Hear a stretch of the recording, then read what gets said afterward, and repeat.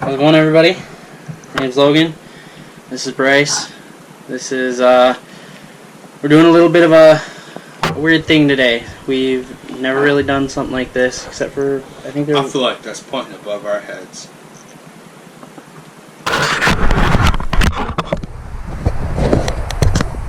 It's not. Anyway.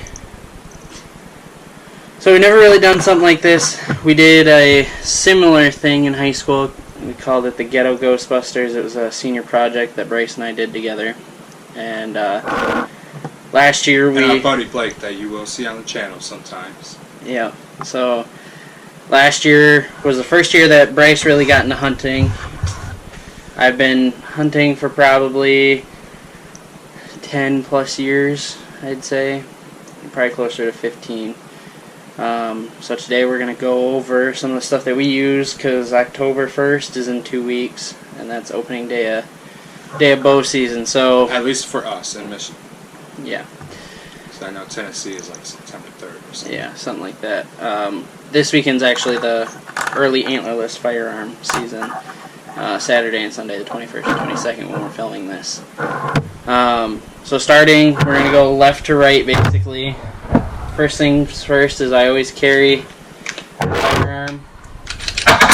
Bryce and I both have our CPLs, so no matter what season it is, what we're doing, we always carry firearms with us. Just because personal safety is no joke, and out in the woods there's a lot of stupid people who do stupid things.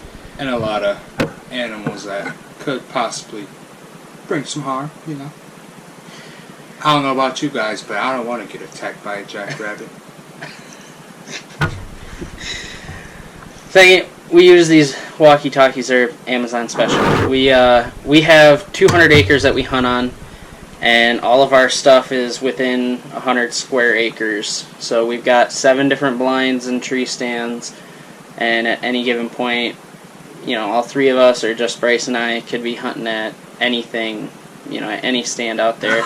The walkie-talkie is just to help, you know, hey, I'm at stand 1 or stand 2, or I'm at blind 1, blind 2, you know, just safety reasons. If I don't hear nothing in an hour or 2, then I know, hey, I should probably call and check in on them, or vice versa. Yep, so we found last year when we went small game hunting, because that was, I'm pretty sure, or no, we bow hunted last year, right? Yes.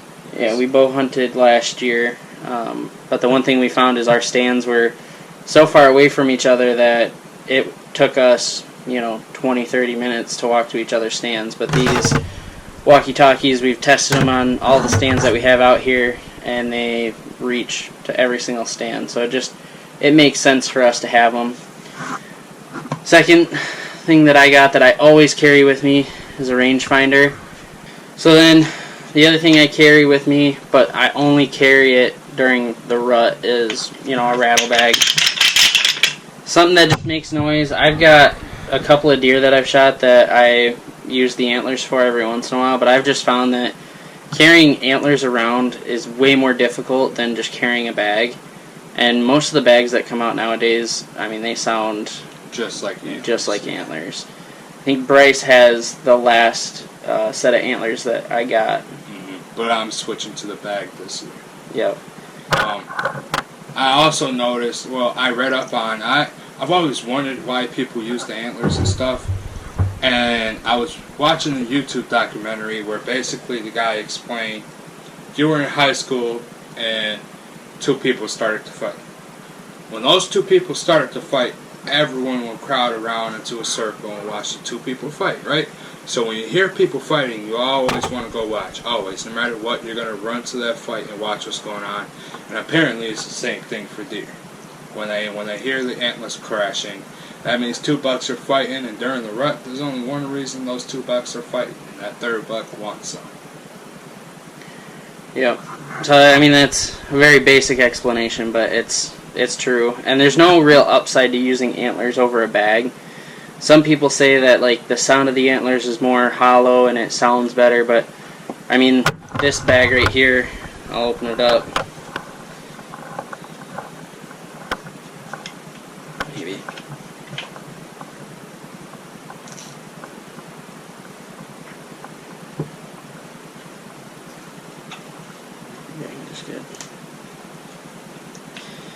these are just cut out pieces of wood. I mean, they're shaved down, cut out, and they have a rough side to them, and then they have a soft side, just like deer antlers do, because during the rut, all their velvet's coming off, so you have some sides that are nice and smooth, and then other sides that are a little bit more rough that get caught.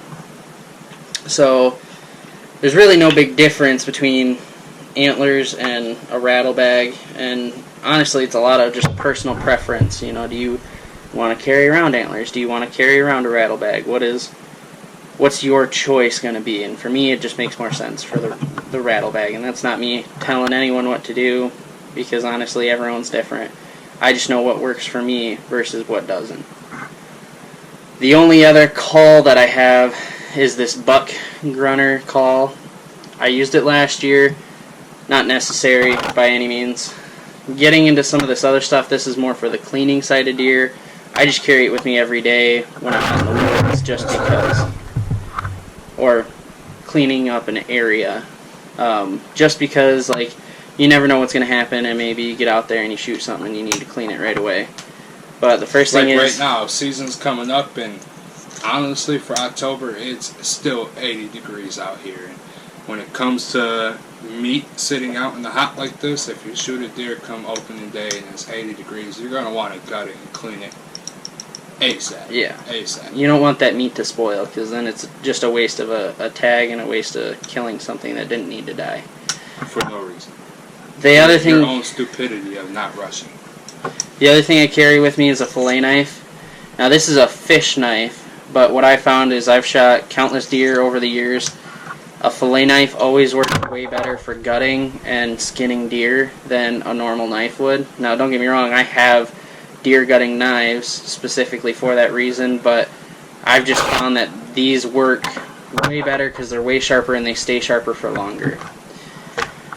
The next one is a knife as well, and this is what I use this for is cutting a pelvis or breaking a pelvis, because you stick it down into the pelvis area and you can smack down on it, and that's what all the marks on the handle of this are from.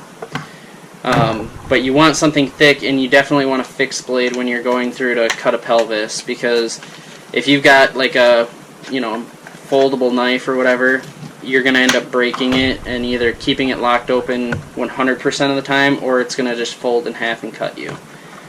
So a halfway decent knife for cutting a pelvis or breaking a pelvis is what you really want.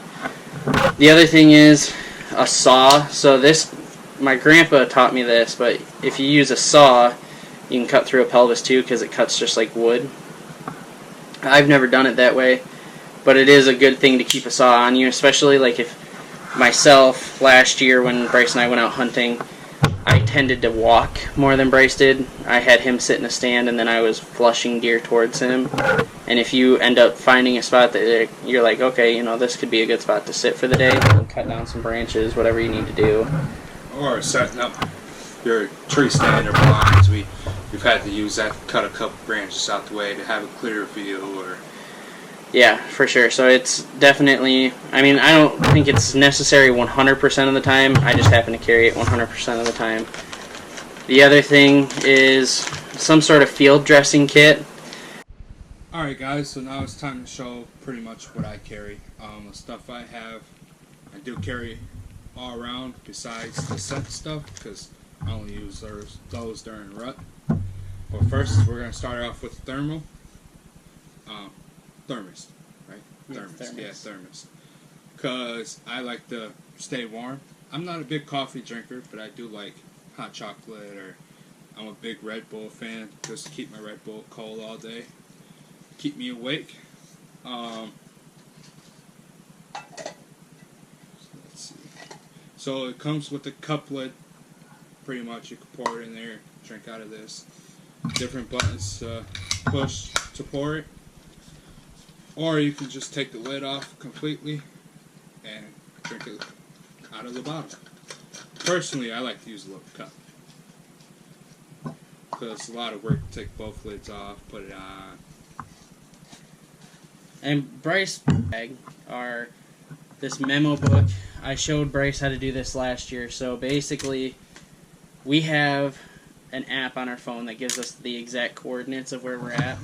It's called Onyx Hunt, and we write down in We're our not sponsored. No, we're not. We write down in our memo books where we put our trail cams, where we put our stands, all of that, and we just refer back to it. Like last year when I shot my deer, I have the coordinates where I shot it. Now, granted, I missed that deer, but it'll give me a good idea of how many deer I saw, where I saw them, what the environment was like, and we just leave notes. Was it cold? Was it warm? Was the wind blowing at 5-6 miles an hour, or was it just a flat wind? There was no wind coming in at all. So that's a big part of our gear and how I've been helping Bryce learn a little bit more about hunting and just kind of showing him the process that I take. So next I have Ziploc baggies. I'm fat. I like my snacks. I like to eat. Okay.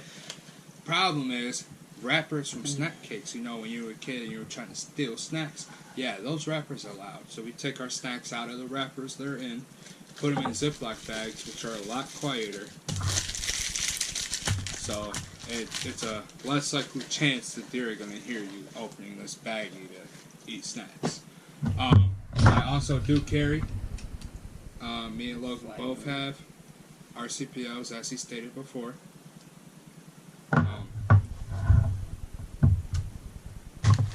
Secondly, he likes to use calls and the rattle bag. Personally, I don't really know how to work them yet, so I don't want to go with it. But during the rut, I do like to use different kinds or different dopies to help them in. I also like this nose jammer. If the wind's really bad and I forgot my scent be gone spray, I'll use this, jam their nose with the vanilla scent that this has, so they can't smell me personally. My hands get cold easy. They're like hand warmers. That also goes with this. This is a portable charger hand warmer. So if these end up dying throughout the hunt, I can always turn this on as backup if needed. And we have thousands of these little baggies. And in fact, to help you guys, a person I bought some of my clothing gear from, he also told me that if you put these into a Ziploc bag and push out all the air, that these will also work again. You reopen the Ziploc bag, let it touch air again, and it'll give you more heat instead of using it one time, throw it away. He said it doesn't work every time. You can't reuse the same hand warmer for 10 years, but it'll give you a nice couple days with the same hand warmer. This is the card reader I use. Nothing special like he stated earlier. I got it for $5 on sale at Walmart. I think they're like $50 not on sale during the season. This is the walkie-talkie I use that he stated earlier. He already explained the notepad to you guys. The hand warmer also acts as a portable charger. I know we don't have cell service out here whatsoever, but it's nice to always know the time or when it's gonna start getting when it's gonna start getting dark or when you think the sun's gonna start setting. It's nice to have my phone on me. Plus, I have ADHD really bad, so I like to watch movies on my phone. So I would download movies to my phone or something, and turn my volume all the way down. Obviously, turn the captions on, and I'll sit up there and watch a movie because I can't sit still to save my life. So that helps a lot. The knives I use. This is actually, I'm a big fisherman guy, so this is my fishing fillet knife. As he stated, they're probably the one that's going to stay sharpest the longest. I've had this since I was 8 when my uncle gave it to me. I'm now 24, so I probably sharpened it twice and it's still as sharp as the day he gave it to me. Pocket knife, because you never know when you're walking through the woods and stuff. I know personally I like long socks. And right now, as we were setting up blinds and stuff today and, scouting the area and stuff, we had a lot of thorns out there that were catching my socks with loose strings. I use this to get those loose strings or a tag on my shirt that's bothering me. This is a steel blade that I use to... He cuts the pelvis. The way I've learned is to cut through the joints. This steel blade here will help cut through the joints, but I also don't have to worry about hitting the handle to make it cut through bone or vice versa. This knife here I use for the esophagus. That's a strong. I don't know if that's a muscle or what, but this hook here helps cut the esophagus. The fillet knife, I don't want to cut something that hard, or like through the joints and stuff with that, because that just dulls your knife a lot faster. So that'll... And it'll break easier. It's a lot thinner of a knife. Yes, it's a lot thinner of a knife. So this right here is specifically just for the esophagus. I probably won't even use the blade part. And like we said before, I mean, Bryce is fairly new to hunting. He's helped me drag out a couple of my deer, but he's never really, like, he's watched me gut them and field dress them, but he's never really done it himself, so that's what... Last year was my first year hunting, and honestly, I didn't get nothing. I seen a lot, but I was shaking in my boots, and I did not shoot. Yeah. But I also, I have skinned animals before. I've skinned small animals, small game. I fish a lot, so I've filleted lots of fish. I also turtle trap, so I've cut up and skinned lots of turtles, and that's going around shells and all kinds of stuff. So I get the memo. I know how to skin a deer.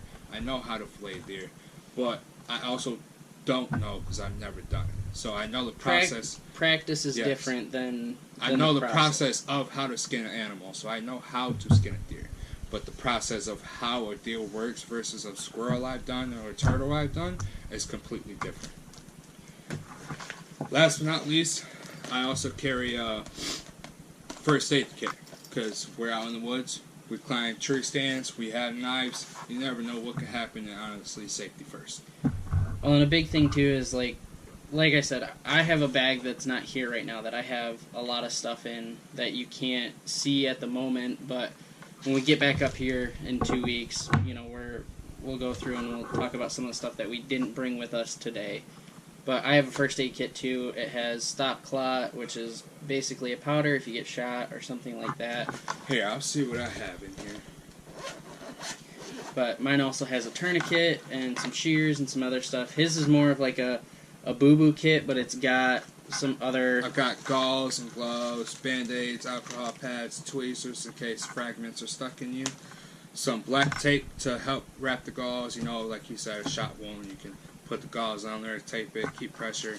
A bunch of different sizes of Band-Aids, and also instant cold packs. Just pop the thing inside and it's an ice pack. I don't know if it's reusable, but quite frankly, my mom owns an assisted living home, so I can always get more. This is like a rescue blanket. If we get trapped out there, bad weather, you know, just I more so have a first aid kit for, like you said, boo-boos, you know. But mine is more on the quick fix. Mine is more on the actual medical grade side. So my wife went to school to be an EMT, and we worked through a lot of things together when she was going to school. So I kind of based my first aid kit off of what she used on her daily bag. Mm-hmm. I based mine off of what we deal with at our retirement home. So they always have cuts or bruises. They fall and scrape their leg, so mine's more so of not a death or life situation kind of thing. Yep. So we're gonna clean all this stuff up. We're gonna get our clothes put out and our bags put out, and we're gonna go through and talk about some of that stuff with you. Oh, and the knives, portable chargers, book, walkie, hand warmers, and card reader I carry in my bag all the time. Oh, and same with thermos and the Ziplocs, because